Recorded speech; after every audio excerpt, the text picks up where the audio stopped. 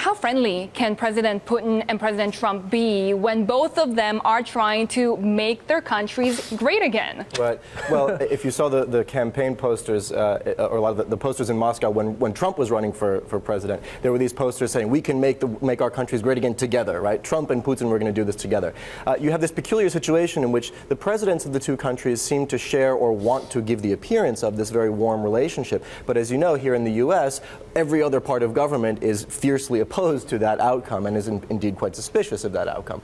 So Trump is really kind of on his own. I thought it was interesting that Putin offered his thoughts on U.S. politics. You know, when he says that the people who are questioning the legitimacy of Trump's election via the Russia investigation are sowing discord within American politics, I can't help but wonder if secretly he's not so displeased about that, right? It certainly helps Putin if American politics are in a state of disarray, makes it harder for the U.S. to project power globally, which is something that Putin's happy to see. Let me pick up on that point, because it does certainly help Russia if the perception in the world, the false perception, is that America is in disarray.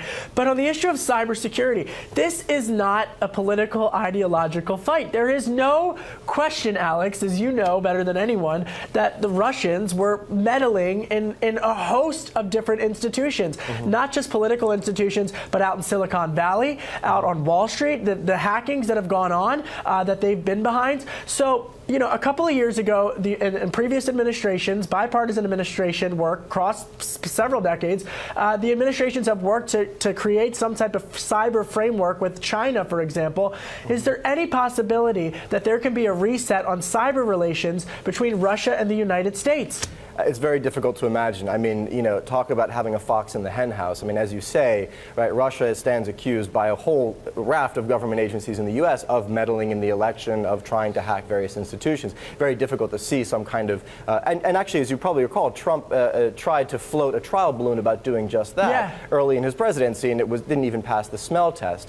But I think it's important to separate two issues in the U.S.-Russia relationship here. One is, was there an attempt by Russian actors or agents to influence perceptions ahead of the election, is one question. That's a national security, right, of course.